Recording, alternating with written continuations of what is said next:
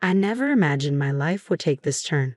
My name is Rita, and this is my journey. I was born to hardworking farmers who instilled in me the importance of diligence from an early age.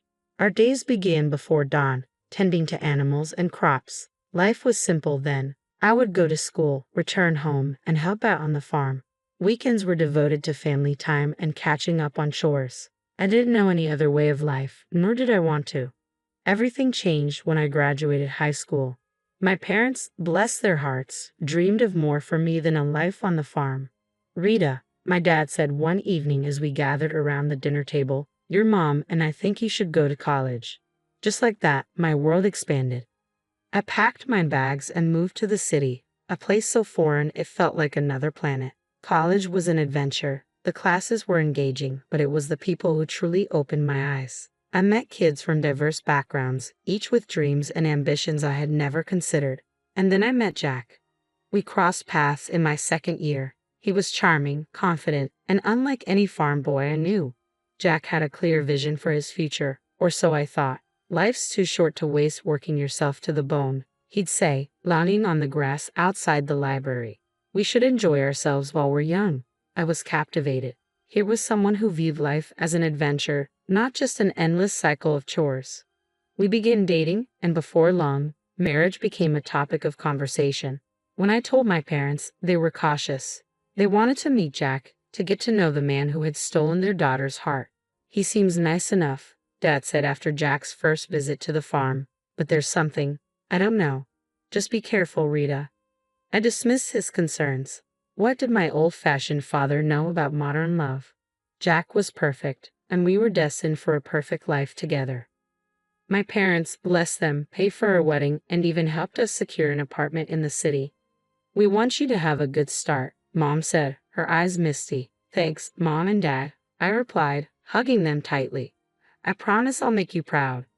As Jack and I stood at the altar, exchanging vows and rings, I believed my life was set. I had a loving husband, a good job in the city, and a bright future ahead. The first couple of years of our marriage seemed fine, at least that's what I thought. Both of us were working, and we had settled into a comfortable routine. However, looking back, I can now see the cracks that were beginning to form. Do we really have to visit your parents' farm this weekend? Jack would complain every time I suggested it. It smells like manure, and your dad always wants me to help with something. I would sigh and try to reason with him.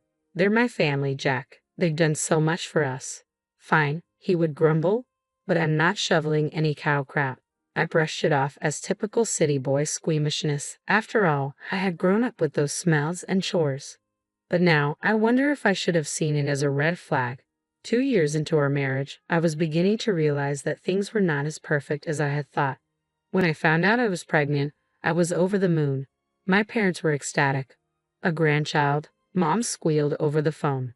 Oh, Rita, we're so happy for you. But Jack's reaction was far less enthusiastic.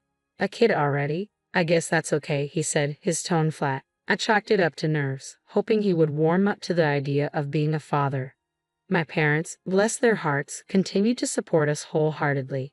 They bought us a car and paid for vacations. I was grateful for their generosity, but Jack seemed to take it for granted. Of course they're helping us, he'd say. That's what parents do. When our son Tommy was born, my heart swelled with love all over again. But Jack struggled. Can't you keep that kid quiet? He complained when Tommy cried at night. Some of us have to work in the morning. I bit my tongue, reminding myself that we were both adjusting to parenthood. Life went on, and we visited the farm when we could. However, Jack's reluctance grew with each trip. Your dad wants me to help fix the tractor again, he'd grouse. I'm not a mechanic, for Christ's sake. I would watch my dad and Jack working together, both stained and sweaty. Dad would patiently explain each step while Jack grimaced and fumbled with the tools. Then tragedy struck. Within a year, both my parents passed away. I was devastated. They're gone, Jack. I sobbed into the shoulder. I can't believe they're gone. He patted my back awkwardly. It'll be okay. At least they left us the farm. His words jolted me. The farm, my family's legacy, and all he could think about was what we had inherited. In the midst of my grief, Jack dropped a bombshell. We should sell the farm, he said one night over dinner. We could buy a big house in the city and live like kings. I wanted to argue and fight for my family's legacy, but I was exhausted. worn down by grief and the demands of motherhood. Wasn't a wife supposed to support her husband's decisions? Okay, I said quietly. If you think it's best. Just like that, with a few signatures on some papers, my family's history was sold off to the highest bidder. The money went into our joint account, and Jack was like a kid in a candy store. We're set for life, Rita, he crowed. No more slaving away at work. We can do whatever we want. I nodded and smiled, trying to ignore the hollow feeling in my chest. This was what Jack wanted, and as his wife, I felt I had to support him, right? Life after selling the farm was different. The money cushioned us nicely, and I'll give Jack that. We didn't have to work as hard anymore. We both cut back to part-time hours, and for a while, it felt like we were living the dream. But as the years went by, things began to shift. As the years passed, I began to notice a troubling shift in Jack. He had never been a hard worker, but now he seemed to lose all motivation. He quit jobs at the drop of a hat, always with some excuse ready. That boss was a jerk, he'd say. They expected too much. I'm not a slave, you know. I tried to reason with him. Jack, we can't live off the farm money forever. We need to think about our future. He would wave me off, saying, Relax, Rita. We're set for life. Why work ourselves to death? Meanwhile, our son Tommy was growing up quickly. He graduated high school, then college, and before I knew it, he was working and living on his own. I was proud of him, but I miss having him around. One day, while flipping through the newspaper, a familiar name caught my eye. It was an article about a successful concrete production plant owned by Jack's Uncle Robert. Jack, I called out. Did you see this article about your Uncle Robert? His face darkened.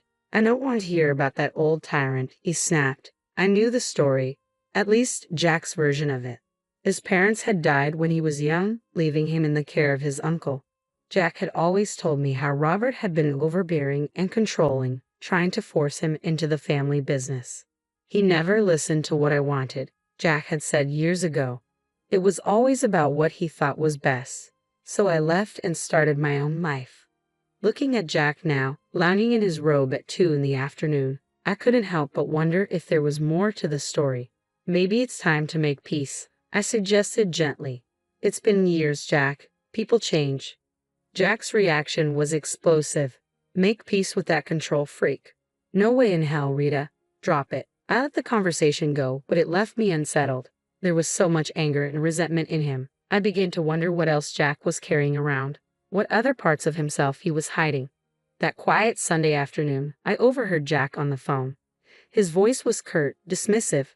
I'm not interested in his life, and it doesn't concern me, he said sharply before hanging up. My curiosity got the better of me. Who was that, honey?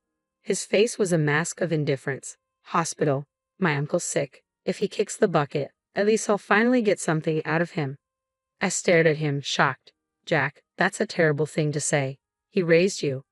Yeah, and made my life hell, he snapped. I'm not going to see him.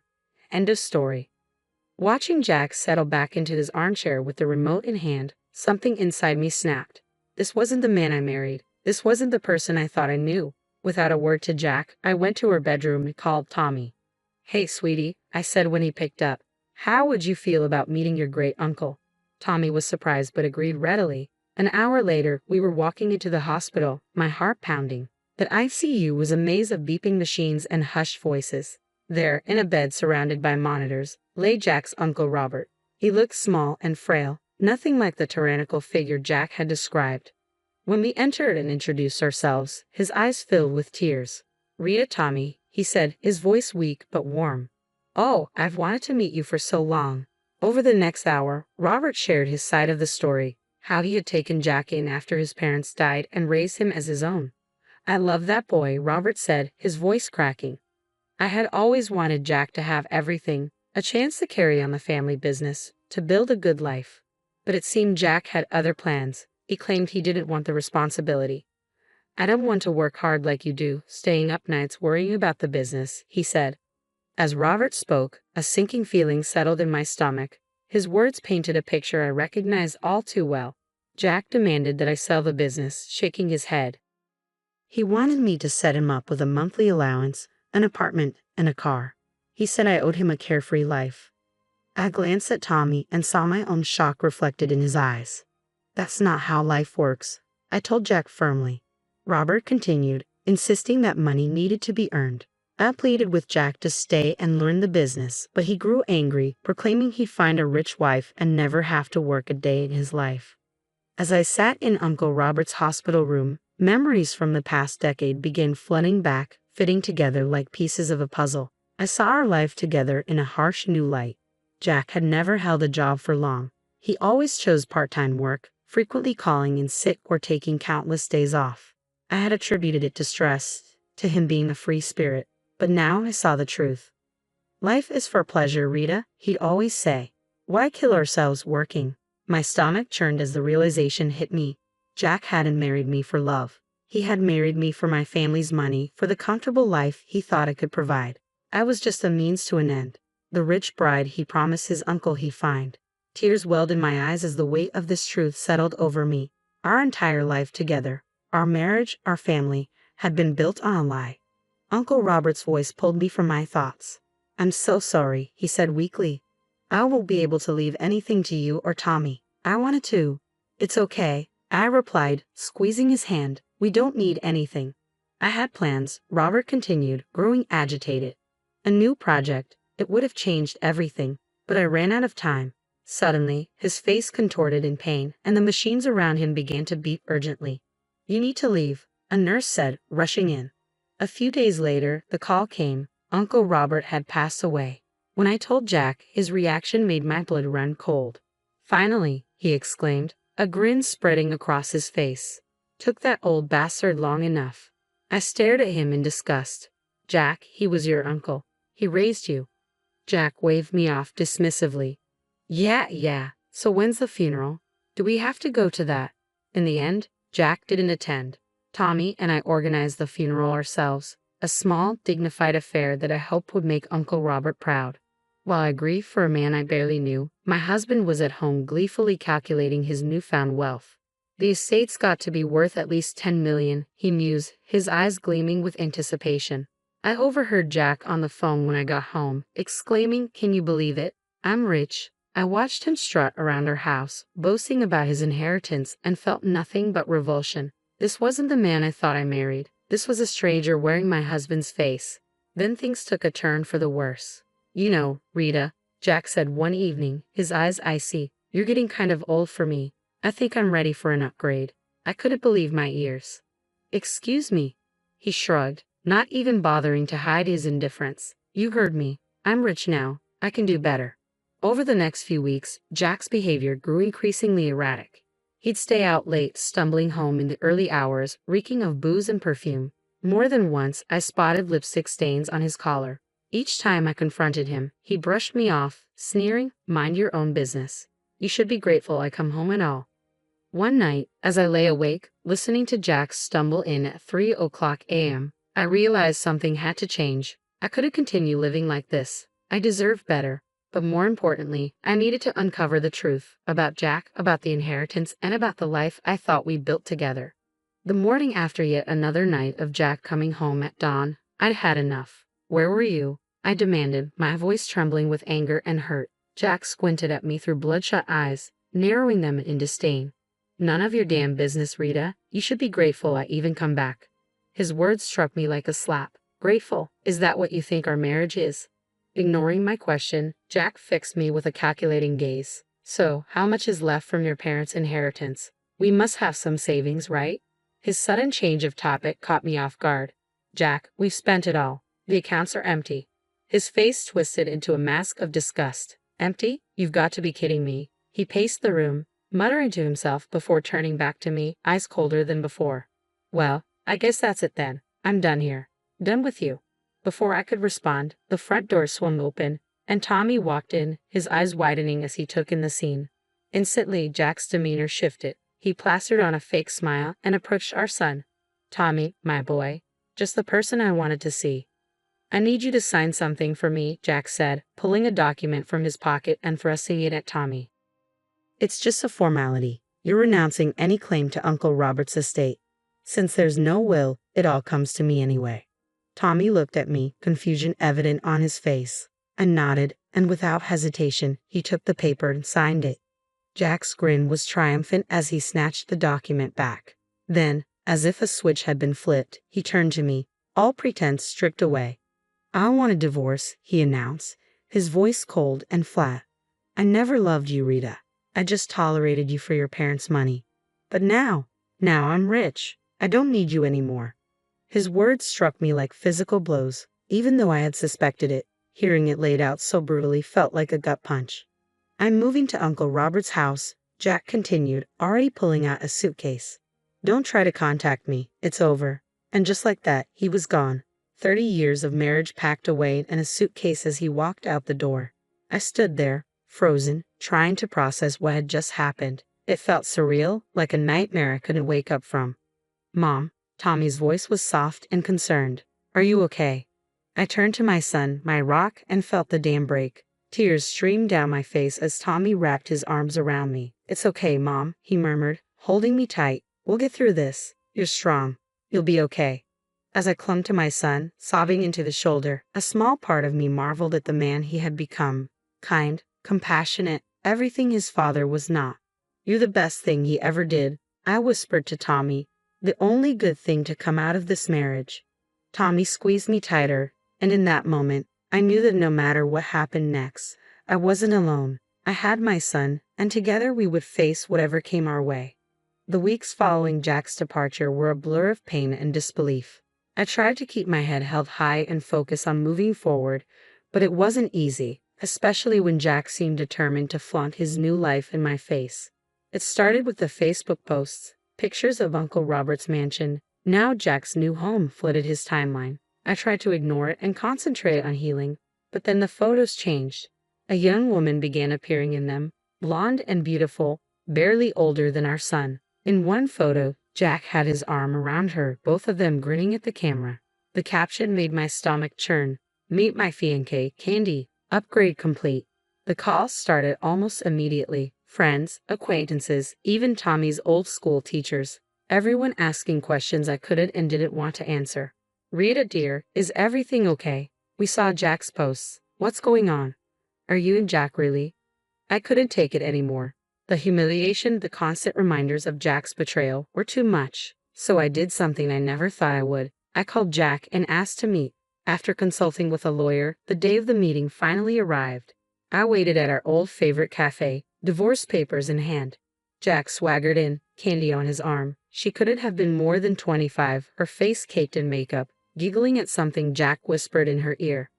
Well, Jack smirked, pulling out a chair for her. "If it isn't the old ball and chain, Candy, honey, meet Rita, the starter wife." Candy shot me a pitying look that ignited a fire in my chest, but I kept my cool. "I have the divorce papers here," I said, sliding them across the table. "I'm not asking for much, just the house. You can keep everything else." To my surprise, he picked up the pen without argument. "Fine. Have your little house. I've got bigger and better things now." He scrawled his signature across the documents, then turned to Candy, his voice dripping with insincerity. "Now I can finally be with someone I truly love, someone worthy of me." I gathered the papers, my hands trembling slightly as I walked out of the cafe. Behind me, I heard Jack's mocking laughter, but I didn't look back. I had what I came for. The next day, I filed for divorce. As I handed the papers to the court clerk, I felt a weight lift off my shoulders. For the first time in months, I could breathe again. Life has a funny way of serving up justice when you least expect it. For me, it came in the form of a headline splashed across the local newspaper. "Local business tycoon's empire crumbles. Nephew left with massive debt." It turned out Uncle Robert had taken out a huge loan just before his death, hoping to expand the business. He'd mentioned something about a new project during our hospital visit, but Tommy and I hadn't grasped the implications at the time. Now it all made sense. I watched from a distance as Jack's new life unraveled around him. He sold the factory, the mansion, the cars, everything, and still owed nearly $1 million. The cherry on top, Candy packed her bags and left the moment she realized Jack wasn't the wealthy catch she thought he was. I'd be lying if I said I didn't feel a twinge of satisfaction. Karma, it seemed, had finally caught up with Jack. Then one rainy evening, there was a knock at my door. I opened it to find Jack standing there, looking nothing like the smug, wealthy man who had walked out on me months ago. He was disheveled, his eyes red-rimmed and desperate. "Rita," he said, his voice cracking. "I've been such a fool. I see that now. Please, can we talk?" Against my better judgment, I let him in. For the next hour, I listened as Jack poured out his heart. He told me how he'd lost everything and how he had finally realized what truly mattered in life. "I was wrong, Rita," he said, his eyes pleading. "So wrong. But I see now that you were the only one who ever truly cared for me. The only one I've ever really loved." Then, to my utter disbelief, Jack got down on one knee and produced a small velvet box. "Rita, please give me another chance. Marry me again. Together we can overcome anything." For a moment, I was speechless. Then I did something that surprised even me. I laughed. It started as a small chuckle and grew into full-blown laughter, tears streaming down my face. Jack's expression fell. "What's so funny?" When I finally caught my breath, I looked him straight in the eye. "Oh, Jack, did you really think it would be that easy? That you could treat me like garbage, throw me away, and then come crawling back when things got tough?" His expression darkened. "Now listen here," he snarled, jumping to his feet. "This is my house, too. I have rights." I calmly walked to the drawer where I kept our divorce papers, pulling them out and showing him his own signature. "No, Jack, you don't. You signed away any claim to this house. It's mine now. Get out, or I'll call the cops." For a moment, I thought he might argue further, but something in my expression must have told him I meant business. Without another word, he turned and stormed out, slamming the door behind him. As soon as he was gone, I called Tommy and told him everything. My wonderful son was supportive as always. "You did the right thing, Mom," he said. "I'm proud of you." Those words meant more to me than you could ever know. In the weeks that followed, I made some big decisions. The house, with all its memories, both good and bad, felt too big for just me, so I sold it and used the money to buy a cozy apartment in a vibrant neighborhood I'd always loved. At 60, I'm finding that life is just beginning.